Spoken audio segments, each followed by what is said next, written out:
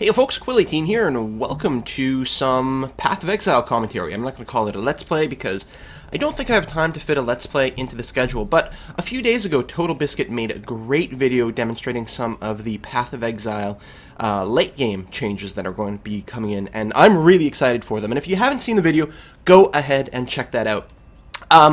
Several months ago, I did a Path of Exile early sort of pre-beta video, and since TotalBiscuit's video, a lot of people have been finding mine and asking me to do some more content. So I figured I'd show you very quickly one of the mid-level barbarians that I'm working on, and just demonstrate some of the sort of builds and things that you can do. Of course, Path of Exile is an action RPG, very similar to, say, Diablo, but I think Path of Exile may be doing things right that Diablo 3 did wrong, in terms of the item hunt fun and the late game and things like that. I'm actually really into it, and Path of Exile is going to be a free-to-play game. It's still in beta, but yeah, it's going to be totally free to play. It's going to have microtransactions for cosmetic things, for pets, for, you know, more stash space or something like that, but not like gameplay power. Your guy won't be stronger if you pay.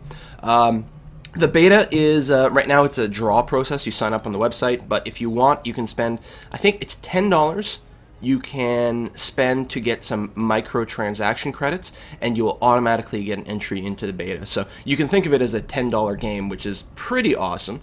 Yeah, and there's a lot to the game. It's not quite done yet, but it is fantastically good shape. Lots of content already.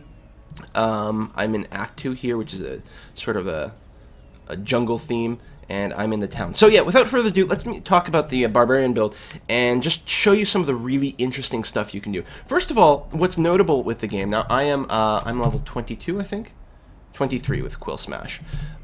What's notable is that all the skills that you get, you don't unlock by leveling up like you do in most games. You know, it's not like I hit level 23 and all of a sudden, oh, I got a new type of attack. No, all the skills in the game come from these skill gems that you equip into your gear, and that's where all your skills come up. So you can see I've got a bunch of gear here, and they've got a bunch of sockets, and I can put gems in there. So for example, in my gloves, I have a heavy strike as a skill that's installed there, and that's actually one of my primary attacks right now. It's not very exciting, it's just hit harder, but it does pretty good. So it does increased physical damage, plus, or the basic move does bonus physical damage, and I've been leveling up this gem, which happens automatically. As you go around smash things, your gems also gain XP and will level up, so as a result I have an extra bonus physical damage on top of that, and it does a small knockback on hit, which doesn't do much. The stun threshold reduction is simply the mechanic is based on the amount of damage you do and stuff like that, has sort of a chance to stun people for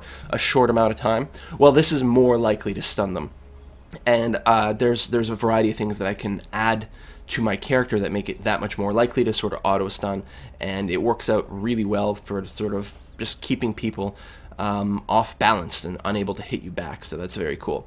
Now, there's a small link between these two gems, which means the gem down below here is actually a modifier gem. Some gear has it, some doesn't. You can see my my mace here, or my sledgehammer rather. All three gems are linked together. So that allows you to put modifier gems in there, and what I've done to my heavy strike is I've added the added fire damage gem in there, which is giving me an extra, so 22% of the physical damage I do with my heavy strike, which is already pretty high, is on top of that there's going to be additional fire damage added to my strike, which I like because A, it just adds more damage overall, but B, some of my damage will be non-physical, and it helps if I'm fighting someone with very high armor or physical resistance or that sort of thing. So that's an example of how the skill system works.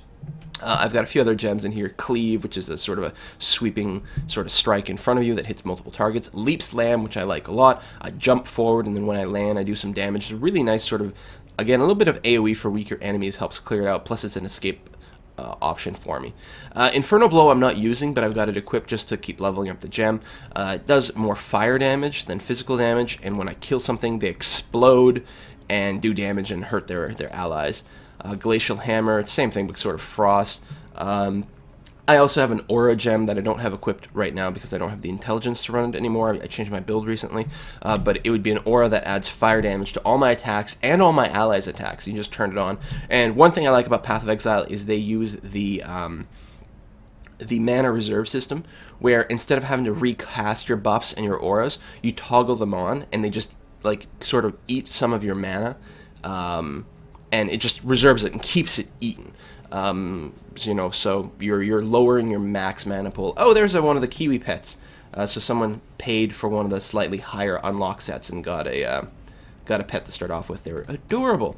They don't do anything. They just run around and follow you, but they look pretty fun. So that's the active skill system. The other part of the equation is the passive skill system. And this is where you get 1 skill point every time you level up. And you get to experiment with the truly gargantuan passive skill system. Each one of these dots is a skill that you can grab. And you can see the sort of path that I've started to unlock. I've been making very specific beelines to some very sort of keystone skills. So these little ones, these are giving me 12% increased melee damage, which is pretty good. Bonuses to strength, strength, strength, strength, strength. And I'm running down the list here. I've picked up Lava Lash, which increases the fire damage I deal with weapons by 30%.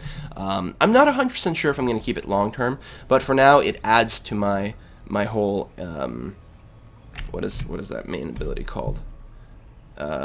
Heavy strike, fire damage type stuff, and it ensures that I can basically one-shot all normal monsters with my heavy strike, which is really nice to get through. I don't have much in the way of area of effect spells, like I'm not rocking a bunch of fireballs and stuff like that. For a while I was running the fire trap spell, which is actually really good, but right now I don't have much in the way of AoE. However, the fact that I can go and just one-shot all of the normal minions enables me to go through them pretty fast anyway.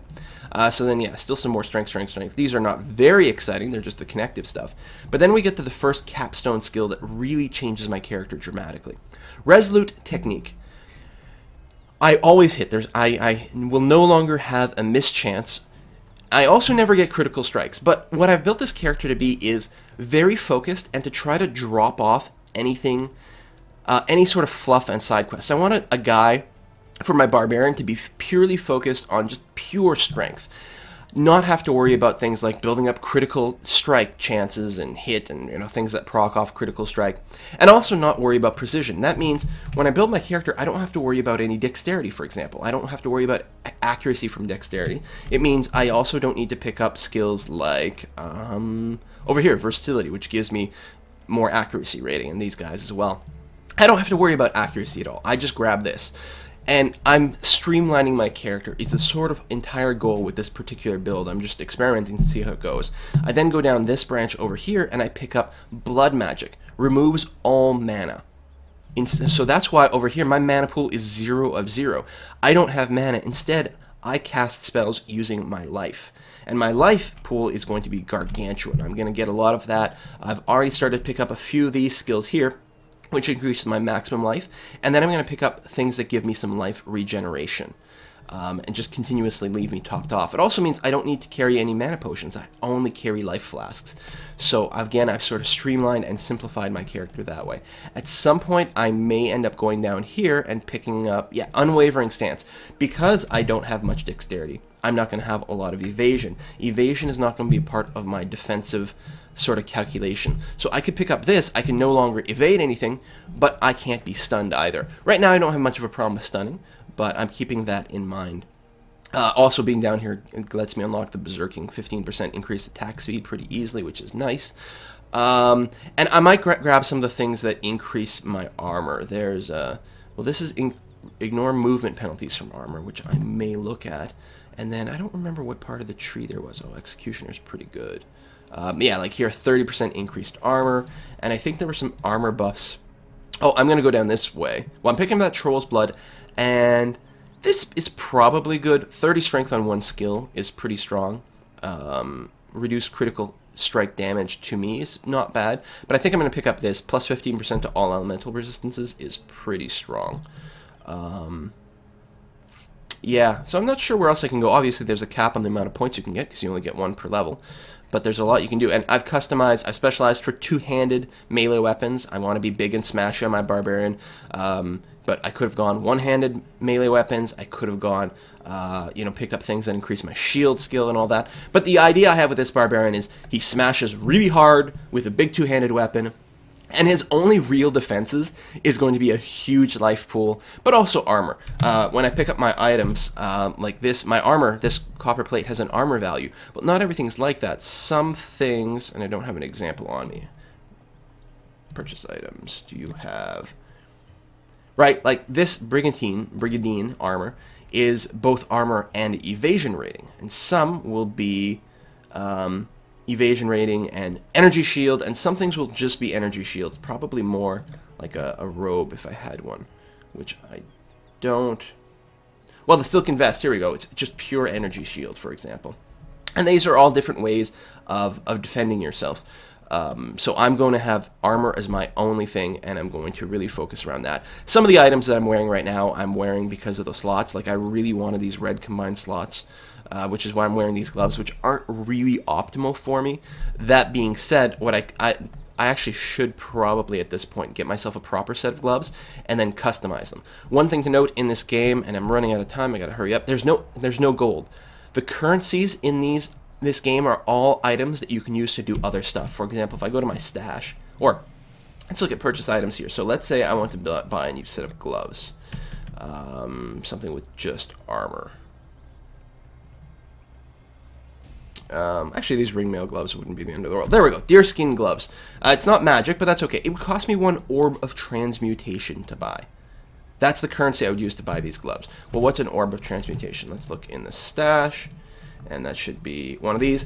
An orb of transmutation is an item that lets me upgrade a normal item to a magic item. So the currency actually does something, and I like it because it forces the player to make meaningful decisions once again. You don't just have gold that kind of does nothing.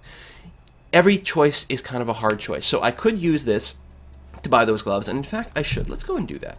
If anything else, it's just fun times, and I think I can buy it right out of my stash.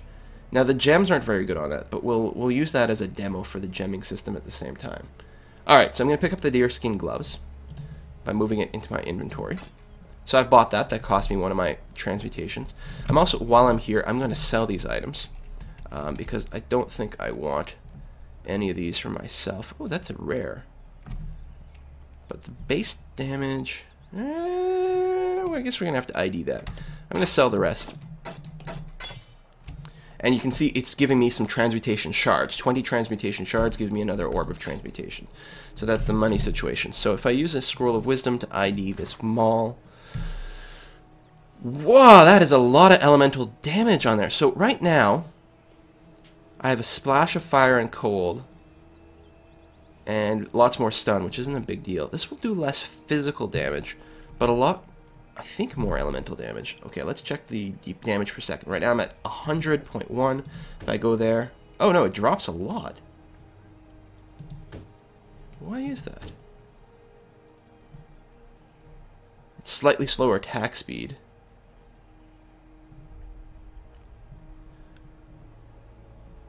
How odd. I'll worry about it later. Okay, moving on. So these deerskin gloves. So that... Oh my god, that's evasion rating? Did I really misread that? I was sure it was saying armor, but that's what I get for making a video. Evasion rating. God damn it. So none of these... Oh, it's the bronze gauntlets that I want. Damn. Alright. Grab that. So I've wasted 1 transmutation shard, but it's not the end of the world. I have lots. So we're going to sell these because... Interesting. Unless it doesn't calculate in the elemental damage, which is possible. Alright, we'll just sell it. So I get some more items. Alright.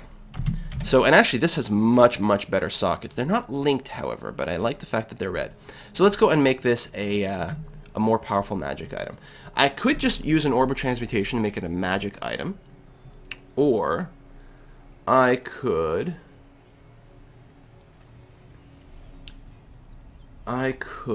make it a rare with an orb of chance, which is I don't have as many of. Oh no, orb of chance is random rarity. Orb of alchemy makes it a proper rare item, which I think we will do, and then we will maybe do some socket rerolls because we can do that too. I kind of don't want to because I kind of want to save it, but I'm going to... Alright, you know what? I'm going to go ahead and do it for the sake of the video. We are going to... I can probably do this right from my bank, can't I? Yeah, we're going to make this into a rare. Bam. Ooh, bonus lightning damage, increased attack speed, life leech. I don't need the mana gain, and increased armor. Very, very nice. So let's drop that in there. Now, this... I really need... Well, I have a couple of linked red sockets over here, actually. I really need the heavy strike to be linked, so that's top priority with my fire damage. The rest of the things... Oh yeah, I actually would like a triple red thing. I'm just leveling this up right now. It wasn't linked, so it doesn't do anything, but obviously that would be really strong. Cleave isn't the end of the world. But let's... should I go for a reroll, or just... I can add more properties as well. Reforge the number of sockets. Reforge the color of sockets. Alright, let's see if we can't get a reforge that adds a link or something like that. Oh, I don't think I can have it equipped when I do that. Ah! Well, looks like 2 reds is the way to go. Alright, I'm just going to put these back in just to keep leveling it up. My core skills are still there. So I've wasted some consumables, but people will get an idea about what's what. Yeah, you can... I could even just add properties. Yeah, I don't know. I think this only works on magic items, but it will give you an extra property on them. You can re-roll the magic properties. You can just plain out increase the actual quality of the weapon, which is just like a flat kind of like 1% damage or 1% more armor kind of thing. I'm probably going to just keep saving most of these up for the end game because it seems like a worthwhile thing to do.